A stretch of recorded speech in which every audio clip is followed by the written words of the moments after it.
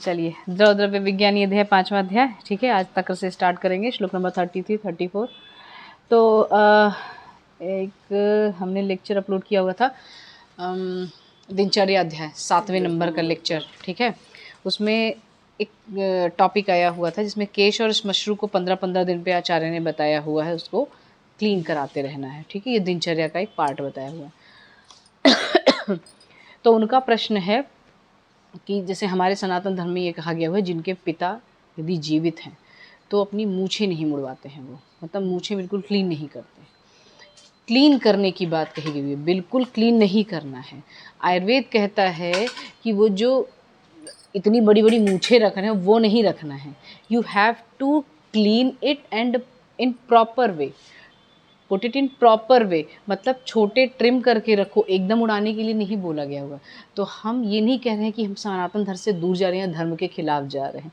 जो उन्होंने बताया वो, और क्यों बताया हुआ है, दिस इज़ वेरी साइंटिफिक। बाल अगर बड़े रहेंगे केश के, श्मश्रु के, तो बार बार वही दिमाग जाएगा, फंगल इन्फेक्शन होने लगते हैं। दिस इज़ वेरी साइंटिफिक, सबको पता है। गर्मी आ रही है, सबके जो है दाढ़ी वाड़ी एकदम क्लीन दिखेगी आपको, मूछें एकदम कम कम बालों में दिखेंगी, बालों के सिर के बाल एकदम छोटे छोटे दिख जाते हैं। क्यों दिख जाते हैं? लड़कियों के लिए अलग प्रॉब्लम है, बट लड़के तो बिल्कुल एकदम रहते, भैया गर्मी बहुत लग रही है, पसीना बहुत होगा, किस चीज़ का इन्फेक्शन हो जाए गॉड नोस, ठीक है। और ये पार्ट तो और भी ज़्यादा, इस पार्ट में तो और भी ज़्यादा स्मेल आती लगती है पसीने की।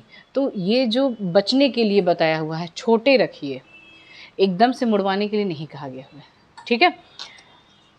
पहले हमने सोचा कि कमेंट वहीं पे कर दें, फिर हमने कहा कि पता नहीं, मतलब लिखने का लैंग्वेज जो होता है वो दूसरा होता है, बताने के भाव दूसरे होते हैं, तो इसलिए हमने कहा यहाँ पे जवाब दे दें, ठीक है। तक्र और छाछ भी बोलते हैं इसको, मट्ठा भी बोलते हैं, अपने लैंग्वेज में मट्ठा बोलते हैं, छाछ बोलते हैं, वो गुजरात साइड में छाछ बोलते हैं, तक्र बोलते हैं, संस्कृत का नाम है, ठीक है। तक्र जो है ये लघु होता है पचने में, कषाय अम्ल रस वाला होता है, दीपन होता है, ठीक, मतलब अग्नि को दीपन करेगा, कफ वात नाशक होगा, कफ को भी कम करता है, वात को भी कम करता है। और यहाँ पे क्या था, कफ पित्त रक्त सबको बढ़ा रहा था, कौन? दही। यहाँ पे क्या कर रहा है? तक्र कफ और वात का नाश कर रहा है, और शोफ को भी नाश करेगा। समझ में आया? ये शोफ को भी कम करेगा। शोफ, उदर रोग, अर्श, गृहिणी रोग, मूत्र ग्रह और अरुचि, प्लीहा दोष, गुल्म, घृत व्यापद या गर्विष व्यापद और पांडु रोग, इन सब का नाश करता है। एक एक व्याधि पढ़ो, क्या नहीं समझ में आया इसमें? शोफ मतलब स्वेलिंग, कल ही बताया था, ठीक है। ये इसको भी कम करेगा, मतलब नाश करता है। दही जितना आप अच्छा मानते थे उससे अच्छा मट्ठा मान लिए। और एक चीज़ और बता दें, मट्ठा बनाने की या छाछ बनाने की या तक्र बनाने की जो प्रोसीजर अभी लोग यूज़ करते हैं, मिक्सर में डाला ग्रर कर दिया, वो वाला नहीं है, या पानी मिक्स कर लिया पतला करके दही पी रहे थे, वही तो मट्ठा होता है, ये भी प्रॉपर प्रोसीजर नहीं है। उसको मथने के बाद में उसमें मक्खन ऊपर आता है, जो नीचे बचता है ना वो होता है तक्र। जो मक्खन या नवनीत ऊपर आता है उसके अलग गुण अभी आगे बताए जाएंगे उसके भी, ठीक है। जो नीचे बचा हुआ पार्ट है रूक्षता लिए हुए, दैट इज कॉल्ड तक्र, ठीक। उसी के ही गुण बताए जा रहे हैं। अर्श रोग में भी और उदर रोग में भी ये बेस्ट होता है। उदर रोग मतलब असाइटिस कंडीशन। अर्श रोग में लोग जो दही खा रहे होते हैं उन्हीं को सबसे ज़्यादा अर्श होता है, और अर्श में दही स्किप करके छाछ पिलाना शुरू कर दीजिए, अपने आप अग्नि दीपन होगा, और उसके बाद वो अर्श रोग का हेतु जो था कट के वहाँ पे उसका ट्रीटमेंट जैसा काम करेगा। गृहिणी दोष, यहाँ पे गृहिणी दोष कर रहा था, सॉरी, हाँ गृहिणी दोष इसमें होता है, किसमें? दही में, तो उन्होंने रुक्ष दही यूज़ करने के लिए बोला है, ठीक है, स्नेह रहित गृहिणी दोष में। यहाँ पे तक्र पीने से गृहिणी दोष खत्म ही हो जाएगा, ठीक। गृहिणी दोष के बारे में कल बताया था, गृहिणी दोष क्या होता है, I am not going to repeat it. मूत्र ग्रह मतलब यूरिन रिटेंशन, जब प्रॉपर वे में यूरिन नहीं आती है या ऑब्स्ट्रक्टिव वे में यूरिन आती है, उस जगह पे तक्र का यूज़ करने के लिए कहा गया है, ठीक है। अरुचि, खाने में अच्छा नहीं लगता है, अभी गर्मी के समय पे खाना किसी को अच्छा नहीं लगता है, सब्जी में है क्या, तुरई है, लौकी है, कद्दू है, ये सब किसी को पसंद थोड़ी आता है। आजकल के बच्चे तो बिल्कुल ही नहीं पसंद करते हैं, तो उनको मट्ठा दे दो, अरुचि नाशक, ठीक। खाने में भी नहीं मन कर रहा है तो भी खा लेगा, ठीक है। प्लीहा दोष मतलब स्प्लीन रिलेटेड डिजीज जो होती हैं उसमें यूज़ कर सकते हैं। गुल्म, गुल्म मतलब पता है ना, हमें एक बार बता था, फ्लैंटम बोलते हैं, हाँ, tumour like structure in abdominal part, mainly abdominal part, ठीक है। ट्यूमर लाइक ट्यूमर नहीं है ये। नहीं, ट्यूमर लाइक स्ट्रक्चर हमने कहा, प्रॉपर हमने ट्यूमर ही नहीं बोला है उसको, ठीक है। ऐसे ऐसे उत्सेद टाइप का हो जाता है, स्वेलिंग टाइप का हो जाता है, गोला जैसा बन जाता है, दैट इज कॉल्ड गुल्म। इसीलिए वायु का भी गोला बन सकता है उसमें, तो भी गुल्म कहे जाएंगे, जैसे वायु उसमें भरी रहती है तो भी, ठीक है। घृत व्यापद, वमन और विरेचन के पहले घी पीने के लिए कहा गया जाता है ना। वमन और विरेचन के पूर्व कर्म में स्नेहपान कहा हुआ है। यदि स्नेहपान प्रॉपर तरीके से नहीं किया गया या अग्नि को जज करने में चिकित्सक के द्वारा यदि गलती होती है तो भी घृत अच्छे से पान नहीं होता है, तो घृत के व्यापद होते, व्यापद मतलब complication, you can write the name of व्यापद, सॉरी मीनिंग ऑफ व्यापद, कॉम्प्लिकेशन। घी पीने के कॉम्प्लिकेशन जो होंगे उसमें भी तक्र दिया जाता है, ठीक है। पांडु रोग नाशक होता है, पांडु रोग में भी इसका उपयोग कर सकते हैं। मस्तु क्या होता है भाई, नेक्स्ट आता है मस्तु।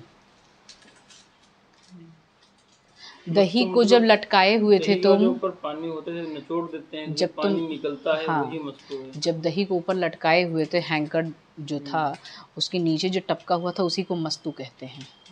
पानी जो बचा हुआ है उसके गुण क्या होते हैं, तक्र के समान, तक्र के जैसे ही होंगे, लेकिन ये सर गुण वाला होता है।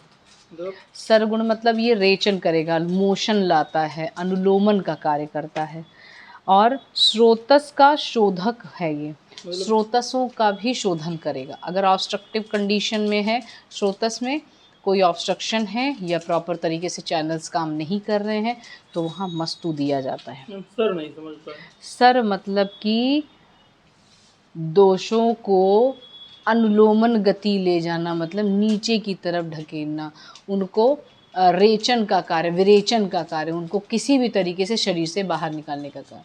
सर का मतलब होता है लिक्विफैक्शन, ठीक है, लिक्विड फॉर्म में बनाना। तो लिक्विड क्या करेगा, बहेगा, ठीक। मतलब कह सकते हैं उसको पोटी नहीं आ रही है, अगर उसको पिला दिया जाए तो पोटी कराने का काम करेगा, कह सकते हैं। अगर उसमें दोष की वजह से हो रहा होगा तो ऑब्वियसली होगा, ठीक है, बस ऐसे ही बोल रहे थे। विबंधनाशक होता है, मतलब कॉन्स्टिपेटेड कंडीशन में भी दे सकते हैं। लघु होता है, ये भी तक्र जैसे ही काम करेगा, लाइट प्रॉपर्टी का रहेगा। अब आते हैं नवनीत। नवनीत के बारे में बताने से पहले हम बता दें नवनीत कैसे बनता है। अभी बताया था ना, दही लिया हमने, खिलाया ऐसे मथनी से, उसके ऊपर का जो पार्ट आएगा, ऊपर का पार्ट है नवनीत है, और नीचे का पार्ट क्या होगा, तक्र हो जाएगा। अब एक बात सुनो, जैसे दही को क्या बताया हुआ है, अनुष्ण कहीं कहीं बताया हुआ है, मतलब ना ही वो उष्ण है ना ही वो शीत है, कहीं कहीं उष्ण बताया हुआ है। अब क्या होता है, और नवनीत का गुण देखिए, शीतल है, शीत गुणात्मक है नवनीत, और तक्र क्या है, उष्ण गुणात्मक। तक्र और नवनीत बाय प्रोडक्ट है किसका, मतलब ये सेकेंड स्टेज है किसका, दही का। दही को जब मथा गया तो मथना के क्या कार्य करेगा, अग्नि दे रहा है वहाँ पे,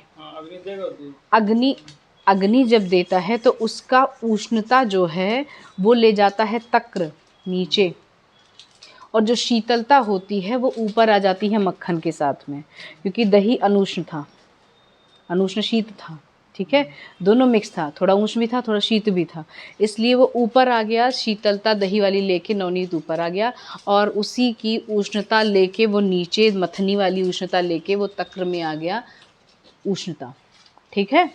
अब दोनों के गुण भी अलग अलग हो जाते हैं, समझ में आया। अब नवनीत का देखो, मक्खन, नव मतलब ताज़ा निकाला हुआ जो मक्खन होता है वो वृष्य होगा, वाजीकरण में यूज़ होता है। शीतल होता है, शीत गुणात्मक होगा। बल वर्ण अग्निकृत होता है, वर्ण भी बढ़ाएगा, कॉम्प्लेक्शन बढ़िया करता है, ये बल भी बढ़ाता है और अग्नि भी बढ़ाता है आपकी, ठीक है। संग्राही होता है, ठीक, ग्राही का कार्य करेगा, मतलब चीज़ों को बांधने का कार्य करता है, ठीक है। वात पित्त रक्त विकार, इसमें भी यूज़फुल है, क्षय में भी यूज़फुल है, अर्श में भी यूज़फुल है, अर्दित में भी यूज़फुल है और कास में भी यूज़फुल है। इन सब के एग्जाम्पल तुमने केस पेपर अगर देखोगे तो उसमें मिल जाएंगे हमारे पेशेंट के, ठीक है। अर्श में मोस्टली मिलते हैं जब हम पेशेंट को ये कहते हैं कि दवाइयाँ मक्खन में मिक्स करके खाइएगा। क्यों कहते हैं? अर्श रोगनाशक है, ठीक है। कास में एक ही पेशेंट को अभी जल्दी में ही दिया हुआ था, उसका केस पेपर उठा के देखिएगा। अर्श की जो मेडिसिन होती है वो मलाई में बताते हैं। मलाई नहीं, ये वाली मलाई दही की मलाई होती है, मक्खन में खाओ, मक्खन ज़्यादा बेटर है, ठीक है। अर्श रोगनाशक है। क्षय में कैसे यूज़ होगा भैया? ये नवनीत है क्षय। मतलब क्षय मतलब होता है कि सभी धातुएं क्षीण होते चले जाना, फिर जो बॉडी की कंडीशन, क्षय मतलब राज्य अक्षमा जैसा समझो उसको। ट्यूबरकुलोसिस की सिम्टम जैसे दिखते हैं वैसे ही पेशेंट दिखेगा, एकदम लीन, एकदम दुबला पतला, सारी धातु एकदम मरी पड़ी हुई है, वैसा टाइप का क्षय की कंडीशन होती है।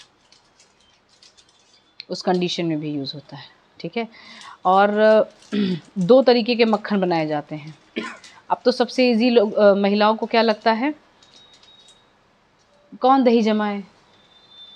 दूध की मलाई इकट्ठा की, फ्रिज में रखी, मलाई उठा के गर्म कर लिया, मिलने लाया, निकल आया, उसमें से भी घी निकलेगा, उसमें से भी घी निकलेगा और उसमें से भी मक्खन निकलेगा। वो भी डायरेक्ट जो है वो मथ के निकाल लेती है मक्खन, जो उससे निकलता है। जो नेक्स्ट वाले श्लोक में देखिए 36 वाले में पहली लाइन देखिए उसकी क्या लिखा है, क्षीरोद्भव के क्षीरोद्भव नवनीत के गुण। मक्खन खाए हो? लखनऊ के मक्खन, लखनऊ के जैसे जाली में लेके बेचते हैं, मक्खन खा लो।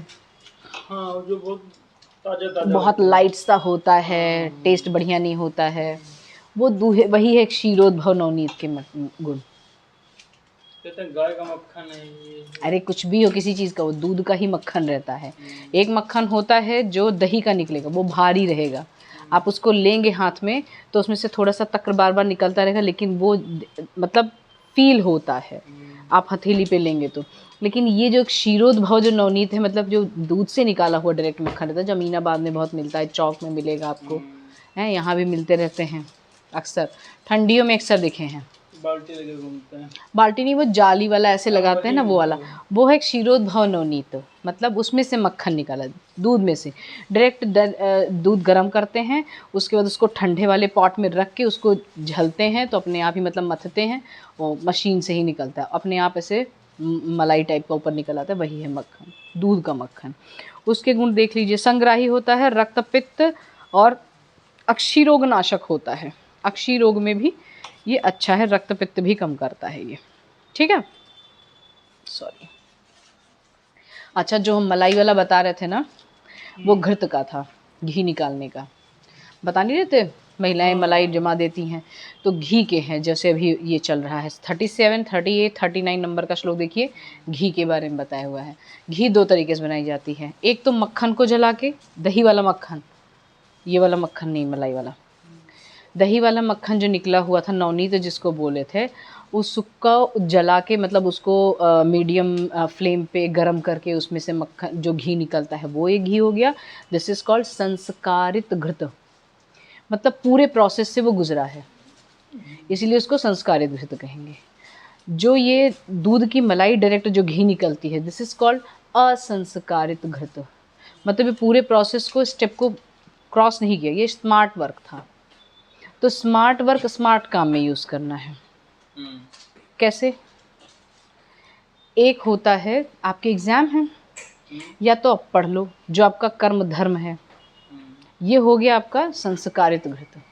पढ़ेंगे, आप दिमाग में बिठाएंगे, जाके एग्ज़ाम में लिखेंगे, उसके बाद आप पास हो जाएंगे। एक स्मार्ट वर्क होता है, किताब नहीं खोलना है, यूनिवर्सिटी जाके घूम आना है, कौन सा टीचर पेपर बना रहा है, कौन सा टीचर एग्ज़ाम लेने वाला है, उसको पैसे दे दिए, रिज़ल्ट जब निकलने वाला है वहाँ चले गए, ये स्मार्ट वर्क होता है। समझ में आया? या फिर दूसरा एक स्मार्ट वर्क है, भगवान के सामने खड़े हो जाओ, भगवान हमें पास कर दो, हम आपको 2 किलो लड्डू चढ़ाएंगे, जो कुछ भी डीलिंग हो रही है उनकी, ठीक है, ये स्मार्ट वर्क अपनी है। श्रद्धा के अंदर डीलिंग करें। हाँ एग्जैक्टली, जो मतलब पॉकेट के अनुसार भी डीलिंग होती है उस तरीके से। तो कर्म ना करके जो संस्कारित, जो नवनीत बताया हुआ था वो कर्म ना करके जो असंस्कारित है वो करेंगे तो बीच वाला स्टेप क्रॉस हो जाता है। आप ज्ञान में तेज नहीं हो सकते हैं, पास तो हो जाएंगे डेफिनेटली, कभी कभी तो लग भी जाता है लक वगैरह, या लक पे हम डिपेंड करते हैं, ये स्मार्ट वर्क हो गया। दोनों में अलग अलग गुण होते हैं। संस्कारित जो घृत है वो खाने योग्य उपयोग करने के लिए बोला गया हुआ है। वो शरीर के गुणों में, शरीर के जो हमारे बॉडी बिल्डिंग मटीरियल सब धातु हैं, सप्त धातु हैं, उनके गुणों से मैच करके वो वहाँ तक पहुँचेगा अच्छे से। उसमें अग्नि कम लगेगी, अग्नि कम लगेगी, वो खुद अग्नि दीपक रहेगा। लेकिन जो असंस्कारित है उसको पूजा पाठ में यूज़ करने के लिए बोला है, वो खाने के लिए नहीं बोला है, वो स्मार्ट वर्क में यूज़ करने के लिए बोला है। ठीक, घी का दिया जलाइए, स्मार्ट वर्क कीजिए, आपको भगवान जो मर्जी वो करेंगे। ठीक है, वो स्मार्ट वर्क के लिए दिया है और ये हार्ड वर्क के लिए दिया है। ठीक है, तो घृत के गुण देखो। अच्छा, नवनीत के बारे में एक चीज़ बताना भूल गया, पहले वो देख लो उसके बाद घी का देखना। नवनीत जो है ये अच्छा जब क्रिया शारीर पढ़ना तब देखेंगे उस समय। बता दीजिए। नवनीत जो है, मैं ये बताना चाह रही थी, जैसे घी के गुण अगर देखेंगे तो घी में भी जो है, अभी पहले घी के देखो उसके बाद घी और नवनीत में डिफरेंस बता देंगे तब समझ में आ जाएगा।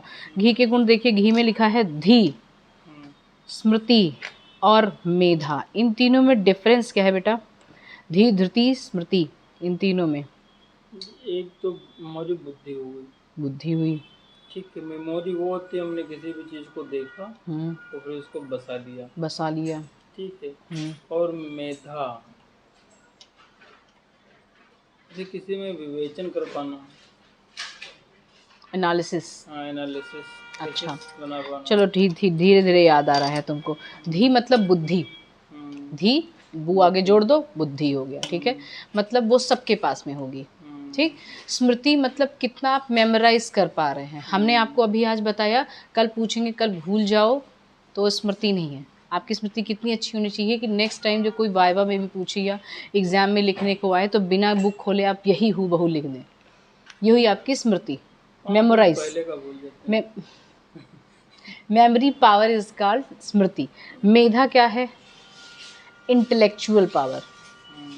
हमने जो बताया वो मगअप ना करके आप उसमें क्यों का क्वेश्चन लगाओ, मैं क्यों ऐसे एक्सेप्ट करूं, अगर ऐसा हुआ तो क्या होगा। मतलब जो एनालिसिस वाला जो पार्ट है माइंड का, वो होता है मेधा। ठीक है, गहन अध्ययन मंथन करते रहना। समझ में आया? धी, धृति, स्मृति को बढ़ाएगा ये। अग्नि भी बढ़ाता है। अग्नि जब भी बात आती है तो यहाँ जाठराग्नि और 13 प्रकार की सारी अग्नियाँ जहाँ समझ लेना। बल को बढ़ाएगा, आयु को बढ़ाता है। शुक्र, इस पे अंडरलाइन कर लेना, इसी पे ही बताना है मुझे। शुक्र, चक्षु आँखों के लिए बढ़िया है, बालक और वृद्ध के लिए हितकर होता है। प्रजा, संतान के लिए, इस पे भी अंडरलाइन कर लो। कांति मतलब लश्चर लाना है। सुकुमारता, जब परुषता आ जाती है बॉडी में, परुषता मतलब जब रफनेस आ जाती है, सुकुमारता लाने के लिए यूज होता है। स्वर अर्थियों के लिए प्रशस्त है। स्वर अर्थी मतलब चाहने वाले, ठीक है, उनके लिए, मतलब ये जो चीज़ें चाह रहे हैं, स्वर, सुकुमारता, कांति, प्रजा, ये जो लोग चाहते हैं उनके लिए बहुत अच्छा होता है घी। ठीक है, शतक शीर्ण, ये सब व्याधियाँ आना शुरू हुई हैं। शतक शीर्ण मतलब कि इंजुरियस कंडीशन ऑफ लंग्स, ये ऐसा समझ सकते हैं, शतशीर्ण की व्याधि का एक सिम्टम है। परिसर्प, ठीक है, ये भी एक व्याधि है। आपकी बुक में क्या लिखा है अंग्रेजी में? इरिस्पिलस है, क्या है ये? बुक दिखाओ, कहाँ लिखा है? एरिस्पिलस, विसर्प, मतलब स्किन रिलेटेड डिजीज। जो विसर्प तो कल ही बताया था ना अभी, ये देखो इसमें है नहीं, विसर्प करता है, कहाँ गया? दही वाले में मंदक दधी के बारे में बताया नहीं था ये। अन्यथा जो है ये विसर्प करेगा, कुष्ठ करेगा, स्किन रिलेटेड डिजीज जो अग्निवत शीघ्रवत अग्नि की तरह जो है वो सर्पण करता है, स्किन डिजीज़, हर्पीस जॉस्टर जैसा बताया हुआ था, उसका सिम्टम आता है, वही चीज़, ठीक है। शस्त्र अग्नि हत के लिए बहुत हितकर होता है, मतलब अगर शस्त्र से कट गए तो भी घी लगा सकते हैं, अग्नि से हत हो गए तो भी घी लगा सकते हैं, बहुत बेस्ट मेडिसिन होती है। अगर जल गए हों तो सबसे पहले उठा के घी लगा लीजिए, स्कार नहीं पड़ता है जलने का, ठीक है। और वात पित्त विकार में यूज़ कर सकते हैं, विष में भी बहुत अच्छा यूज़ होता है, किसी को विष अगर पिया हुआ हो तो भी उसको घी दे सकते हैं, ठीक है। उन्माद में, शोष में, अलक्ष्मी और ज्वर नाशक है। अगेन अलक्ष्मी, उन्माद मतलब ये पागलपन, ऐसा बता सकते हैं। उन्माद के सिम्टम बहुत सारे हैं अभी, ठीक है। शोष मतलब सारी धातुएं शोषित हो गई हुई हैं उस कंडीशन में। अलक्ष्मी, अलक्ष्मी जैसे मैंने दूध के लिए बताया था अलक्ष्मी, वैसे ही यहाँ भी इसको अप्लाई कर लीजिएगा। दूध, दही, घी ये सब बहुत ही मतलब पैसे वालों के पास में होता था उस टाइम पे, उसके अकॉर्डिंग इन्होंने बताया हुआ है। ज्वर नाशक होता है, जीर्ण ज्वर में इसका प्रॉपर ट्रीटमेंट लेने के लिए बोला है, इसको खाने के लिए बोला है जीर्ण ज्वर में। सभी स्नेहों में सबसे उत्तम है। स्नेहानाम उत्तमम शीतम वयस्सह स्थापनम परम, शीतल है और परम वयस्थापक है। मतलब जो लोग घी का पान करते रहते हैं वो अपनी उम्र को थाम के बैठे रहते हैं, फेयर एंड लवली लगाने की जरूरत नहीं होती उन्हें, ठीक है। घी का पान रोज करते रहते हैं। उस दिन तो पंजाबी बच्चे आए थे, देखा था आपने, स्किन में क्या टेक्सचर होता है उनके, मतलब घी पर डे खानी ही खानी है, ठीक है। लेकिन उनको मैंने एक चीज़ और बताई थी कि आप घी छोड़ के नवनीत खिलाइए उन्हें, मक्खन खिलाइए। क्यों बोला हुआ था हमने? इसके लिए हमने कहा एक चीज़ आप नोट डाउन कर लीजिए, उसमें शुक्र, संतान, ये सब कब ज़रूरत होती है हमें? आफ्टर प्यूबर्टी, तुरंत प्यूबर्टी पे भी ज़रूरत नहीं पड़ती है। शुक्र धातु, हाँ, तब ज़रूरत होगी हमें, प्यूबर्टी के बाद में ज़रूरत होती है, इसलिए घी का पान भी उसी वक्त ही कराइए। और नवनीत क्या करेगा? स्नेह गुण उसमें भी है, स्निग्ध वो भी है, वो क्या करेगा? हड्डियाँ मजबूत करता है वो। इसीलिए हमारे श्री कृष्ण भगवान नवनीत चोरी करते थे, घी नहीं। अब बताओ, नंद बाबा इतने बड़े मतलब धनी थे उस समय, अपने अपने क्षेत्र के सबसे ज़्यादा धनी थे, 1 लाख गायें बताई जाती हैं उनके पास में थी, तो क्या घी नहीं बनाते होंगे? या टेस्टी लगता ज़्यादा था? महंगा तो वो भी आता था, महंगा वो भी आता था। भगवान को तो सारे गुण पता थे कि घी के क्या गुण होते हैं, नवनीत के क्या गुण होते हैं। फिर नवनीत क्यों चुराया? क्योंकि बाल्यावस्था में चुराया। तो बालक की हड्डियों को मजबूत करने के लिए नवनीत की ज़रूरत होती है। उनका मन जो है वो हमेशा प्योर रहेगा। और अगर उल्टा किया, घी किया, तो अपने यहाँ घी खिलाया जाता है, अपने यहाँ सबसे ज़्यादा घी खिलाया जाता है। बच्चा छोटा सा हुआ नहीं, लो 1 चम्मच बेटा घी का, घी खाएगा मेरा बेटा, नवनीत नहीं खाएगा। और बाहर आउट ऑफ इंडिया देखिए, जितने भी मतलब जो ये पाश्चात्य सभ्यता वाले, इनके खाना ही इनका बटर में बनता है, भाव भी वैसे आते हैं उनके, उनको कोई हेजिटेशन नहीं होती है अपोजिट जेंडर से हाथ मिलाने से, हक करने में। क्यों? क्योंकि उनके भाव वो नहीं आए ना। शुक्र धातु की स्नेह थोड़ी बढ़ा रहा है, वो तो मज्जा धातु का स्नेह बढ़ा रहा है ना, बटर में खाना बन रहा है। तो उनका मन एकदम साफ रहता है, उनके अंदर कभी भी ये मतलब अपोजिट जेंडर से अट्रैक्शन वाली चीज़ ही नहीं आती है। और यहाँ बच्चे तो अभी जानते तुम लड़का हो तुम लड़की हो। ये घी खाने का एक इसका हेतु ये भी है कि घी खाने की वजह से भी हो सकता है, और संस्कार तो जाते ही हैं, ठीक है। तो जब बचपन से ही शुक्र वाले गुण, शुक्र की स्निग्धता वाले गुण उनमें डाल रहे हो, तब तो जानेंगे नहीं व्हाट इज़ माय जेंडर, सामने वाले का क्या जेंडर है। ये चीज़ तो वो तभी से ही समझने लगेंगे। उनको किसने बताया कि वो लड़का है कि वो लड़की है? ये तो आपस में जैसे आप बताए थे हमारे बेटे को, है ना हाँ, वैसे ही तो बच्चों को जो चीज़ें जिस अवस्था में ज़रूरत है उनको वैसे देना है, समझ गए ना। और यहाँ इंडिया में भी कोई भी हिम्मत नहीं होती है, कोई स्माइल भी कर दे एक दूसरे को तो आपके कॉलेज में ही बवाल हो जाता है है ना। तो क्योंकि भाव वैसे नहीं रह गए हैं, मतलब वो प्योरिटी आती है ना, जो एक क्लियरेंस होता है मन से या हृदय से, वो चीज़ें नहीं है, वो अलग ही भाव चला जाता है इस वजह से। ठीक है, तो बच्चों को जितना भी हो सके नवनीत खिलाइए, हड्डियाँ मजबूत करिए उनकी, मज्जा धातु का स्नेह बढ़ेगा, मन से पवित्र रहेंगे, वो ज़्यादा अच्छा रहेगा। ठीक है, ये भी एक समाज के लिए बहुत अच्छी इनिशिएशन रहेगा अगर लोग यूज़ करें तो। बच्चे माखन मिश्री वैसे भी खाते रहते हैं, मक्खन मिश्री दे दो अपने आप अच्छे से, बच्चे उसको चम्मच में लगा लगा के खाते रहते हैं, जो खाते हैं रियलिटी में। वो आदत डराने की बात होती है केवल, लेकिन अब घी इजी पड़ता है, सब खा रहे हैं, तुम भी खा लो है ना। और शास्त्र विधियों से सिद्ध किया हुआ घृत सहस्त्र शक्तियों युक्त और सहस्त्र कर्मों को करने वाला होता है। शास्त्र विधियों से सिद्ध घृत मतलब शास्त्र के द्वारा बताया गया जो भी स्टेप है, उस स्टेप से गया हुआ जो घृत होता है। और कहीं कहीं घृत को सिद्ध करने के लिए बोला हुआ है मेडिसिन से। तो जिन जिन मेडिसिन से सिद्ध करने के लिए बोला गया, अगर उससे सिद्ध कर दिया गया तो एग्जैक्ट व्याधि पे काम करता है। क्यों? क्योंकि घी में एक चीज़ और गुण पाया जाता है जो और किसी में भी नहीं पाया जाता, किसी स्नेह में नहीं पाया जाता, संस्कारानुवर्तन। इतने संस्कार से होके गुजरा रहता है वो, और फिर वो निकलता है घी, मक्खन पार्ट एकदम, मतलब एकदम लास्ट, जैसे सातों धातुओं के जलने के बाद में ओज निकलता है, वैसे ही ये घी का काम है। ठीक है, दूध से दही, दही मथा गया, मथने के बाद में मक्खन निकला, मक्खन को जलाया गया, तब जाके कहीं घी निकला हुआ है। तो उसमें एक गुण आता है संस्कारानुवर्तन। उसका अर्थ तो क्या होता है कि घी किसी भी मेडिसिन के साथ में जोड़ दो तो उसका गुण छोड़ खींचता है, अपना गुण नहीं छोड़ता, मिक्स कर लेता है। ठीक है, तो ये सहस्त्र शक्तियों वाला हो जाता है, मतलब हजारों शक्तियों से युक्त हो जाता है और हजारों कर्म करेगा। पुराण घृत एक चीज़ नया बताया गया हुआ है। पुराण घृत देखो 40 नंबर में, पुराण घी 1 साल भी अगर पुराना हो गया तो उसको पुराण घी मानने लगते हैं।